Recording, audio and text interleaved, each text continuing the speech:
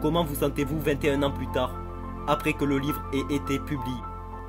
L'information est plus que jamais accessible. Nous avons YouTube, Internet et tout le reste. Est-ce que les gens sont mieux éduqués financièrement? Non, c'est encore pire. Avant de commencer la vidéo, n'hésitez pas à mettre un like pour soutenir la chaîne et mettre le hashtag motivation en commentaire si vous aussi vous voulez atteindre vos rêves et vos objectifs. Sur ce, bon visionnage. Si tu n'as pas vu la première partie de cette vidéo, je t'invite à cliquer sur le lien en description pour y accéder. J'ai réécouté votre livre pendant le vol qui m'a amené ici. Je ne l'avais pas écouté depuis environ 6 ans. Et la première fois que j'ai lu Père riche, Père pauvre, je pensais que c'était un livre sur l'argent. Mais quand je l'ai réécouté il y a quelques jours, c'était différent. Je l'ai vu comme un livre sur la peur, sur la connaissance de soi, sur l'état d'esprit. Car vous décrivez ces gens et ils sont dans leur monde, ils ne veulent pas reconnaître qu'ils y sont. C'est comme une prison dans leur esprit. Exact. Est-ce ce que vous avez essayé de traverser quand vous avez écrit ce livre? Eh bien, je ne sais pas ce que j'ai essayé de traverser. En réalité, j'avais créé ce jeu de société nommé Cashflow.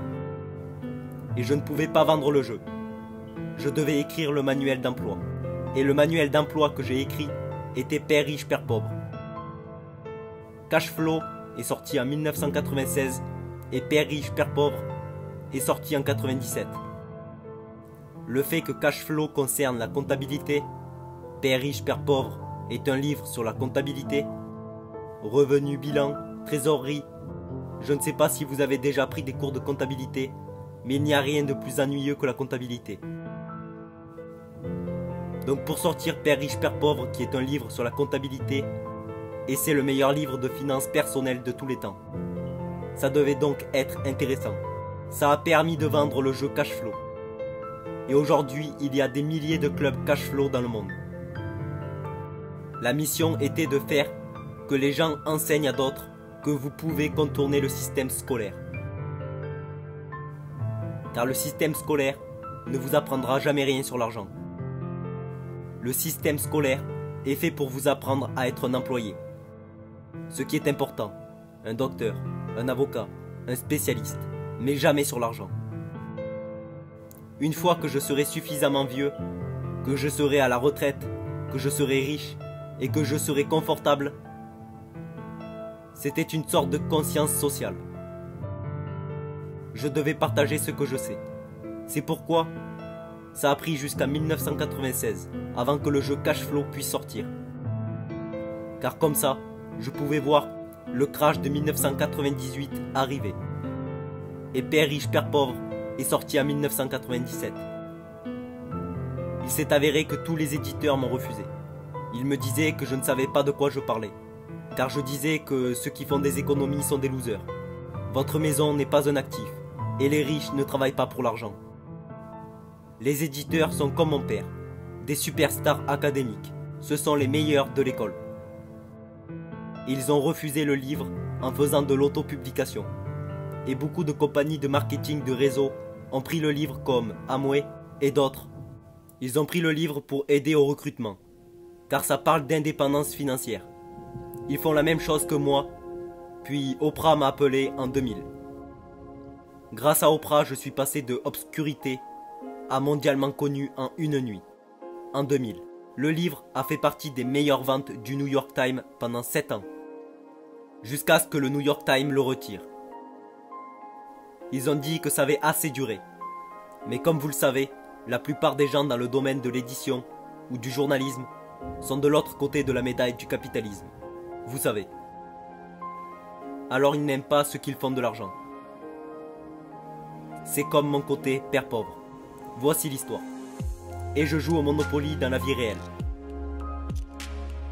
Je n'ai pas besoin d'avoir un travail, je n'ai pas de retraite, je ne veux pas que le gouvernement s'occupe de moi, mais je ressens la responsabilité sociale d'enseigner, et c'est ce que mon père riche a fait pour moi. Vous avez dit que le livre était sur la comptabilité. Et c'est un excellent livre sur la comptabilité, car ça la rend compréhensible. J'ai pris la comptabilité en école de business et je vois ce que vous voulez dire. C'est ennuyeux. C'est ennuyeux. Mais c'est aussi un livre au sujet de vos propres peurs. Je pense que c'est pourquoi ça résonne avec les gens. Vous leur dites les choses et ils savent que c'est vrai. Ils savent en regardant dans le miroir qu'ils ne font pas les bons choix. Ils ne sont pas disciplinés. Ils font les mauvaises choses. Ils savent qu'ils ne sont pas heureux. Ils auront peur toute leur vie, en attendant la prochaine paye. Et on peut le comprendre. Vous savez, nous avons tous des peurs, pour dire la vérité.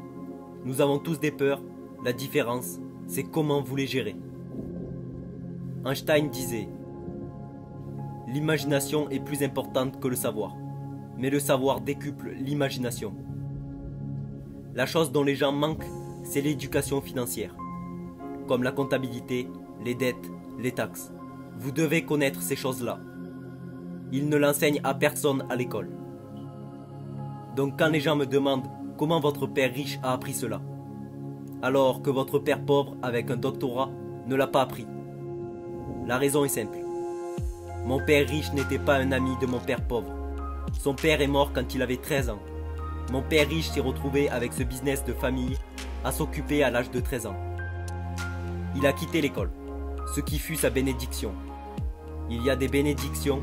Parfois, une bénédiction ne ressemble pas à une bénédiction, mais elle finit par en être une. Ses enseignants sont devenus ses comptables, son avocat, son banquier, ses agents immobiliers. Il a donc eu ce que j'appelle de vrais enseignants. Pas ces faux enseignants de l'école. La plupart des enseignants de l'école n'ont aucune éthique. Ils enseignent des sujets qu'ils ne mettent pas en application eux-mêmes. J'ai eu le même problème dans mon école de commerce. Je me suis disputé avec mon professeur de marketing car il n'avait pas de business. Puis je me suis disputé avec un professeur de comptabilité car le professeur de comptabilité ne connaissait pas la comptabilité. J'en savais plus que lui sur la comptabilité car j'avais tenu des livres de compte pour les compagnies de mon père riche.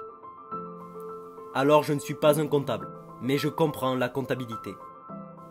Ça a marqué la fin de mes études, car j'ai compris que c'était un faux professeur. Un faux professeur est quelqu'un qui veut juste un travail et qui enseignera n'importe quoi. Ils enseigneront comment faire briller vos chaussures si vous leur donnez plus d'argent. Mais ils ne connaissent pas vraiment ce qu'ils enseignent. Par exemple, mon professeur de calcul qui a fait l'école militaire à New York.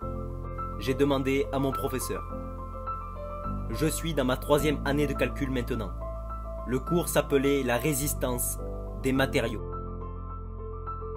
Je lui dis, est-ce que je vais vraiment utiliser ça un jour? Il me dit non. Pourquoi l'enseignez-vous alors? Il me dit pour être payé. Est-ce que vous l'utilisez au moins? Il répond non.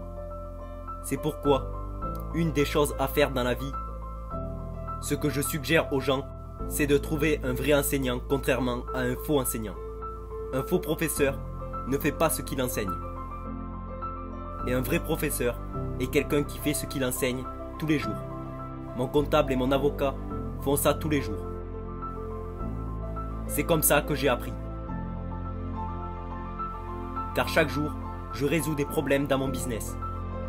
J'ai des comptables, des banquiers et tout le reste en numérotation abrégée.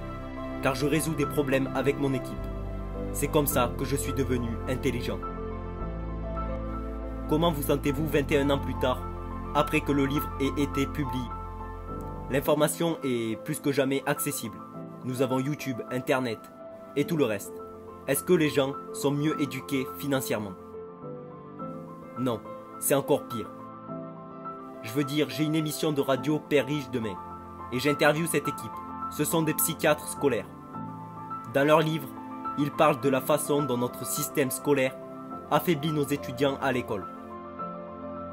Ils ont quelque chose appelé l'effet de déclencheur du doute. En tant que professeur, vous ne pouvez pas dire quoi que ce soit qui énerverait. Il ne faut rien qui puisse ébranler leur point de vue. Alors, si j'allais à l'école, je me ferais jeter dehors, car je serais une menace. Pour moi, l'école est supposée vous ouvrir les yeux et votre esprit à de nouvelles idées. Mais aujourd'hui, c'est hors du système. Tout le monde doit rester politiquement correct et ça nous tue. Ça tue le cerveau de nos enfants, qui dégraissent, mais dans leur tête. Ils sont plus éclairés, c'est peut-être le cas.